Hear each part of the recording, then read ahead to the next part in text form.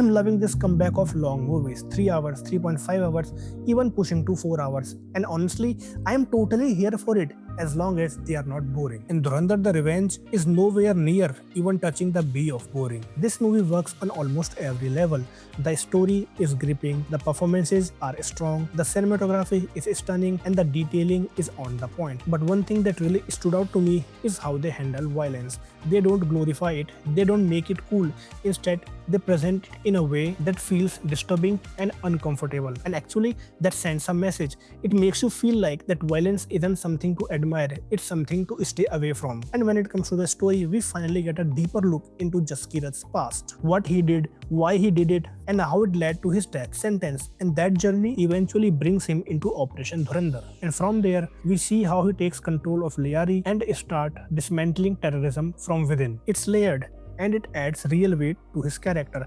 And honestly, if for some reason the entire movie does not fully land for you, the climax definitely will. The suspense, the tension, Hamza's cunning mind, everything just comes together. And then you have Rakesh Bedi, who somehow manages to bring humor into such dark and gritty narratives without breaking the tone. Your buttocks are really white.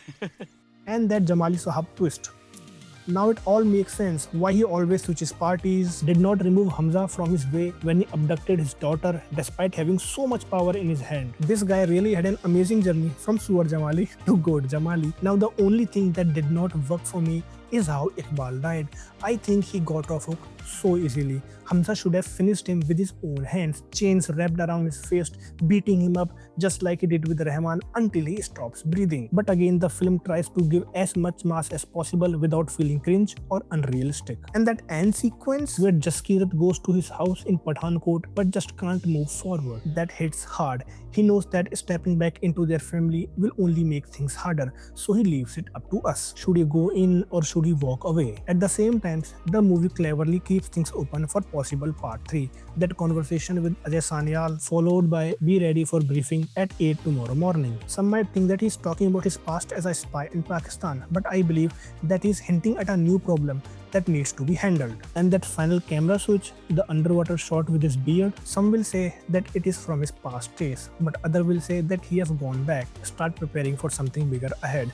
And honestly, that's great filmmaking. The movie hints at future possibility without saying anything. If they had a good script, they can build part 3 from this, and if not, the movie still ends perfectly at emotional peak, letting us to decide whether Jaskirat walks back into his family's life or turns away at the gate. Dhurandhar and Dhurandhar the Revenge feels like a response to what Bollywood has been missing, a strong, well-crafted storytelling. And Aditya Dhar honestly is an immensely talented filmmaker. I mean, handling a story of this scale and still staying true to his vision, it's not easy. In fact, very few directors, not just in Bollywood but across the Indian cinema, manages to translate what they imagine and what we see on the screen. And here, you can feel the vision. Now I want to talk about something slightly more controversial, the politics around the movie. We have all seen discussions calling this film propaganda, suggesting how it meant to influence public's opinion and to present a certain narrative.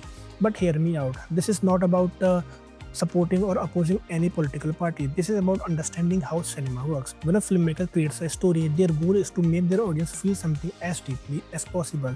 And to do that, they often borrow from real life events, not necessarily to make a political statement, but to make their story relatable and emotionally impactful. We have seen this in so many films. Stories connected themselves to real-world tragedies or historical moments to amplify emotion, but that does not mean that the movie is making a direct claim about those events. It's a storytelling tool. Even in this movie, there are moments like Jaskirat's training scene where he climbs out of the pit and uses that same move later in a fight. That creates a subtle emotional callback. That small spark you feel, that's intentional, that's storytelling. And in the same way, the movie uses the real life references to create that emotional connection on a large scale. Now yes, at some point it feels like the movie leans a bit into fan service, but at the same time, we rarely see filmmakers today who are willing to tell the story exactly the way they want to without being over diplomatic or constantly worrying about backlash, and that is something worth appreciating. At the end of the day, whether you see it as propaganda or not, that responsibility also lies with us. As an audience, we should never let any movie or any piece of content blindly shape our thinking. Watch it, understand it, question it, and then form your own opinion. That's what cinema should do. Make you think, not control what you think. Alright, these are my thoughts. Let me know your thoughts. I'll see you in the next one.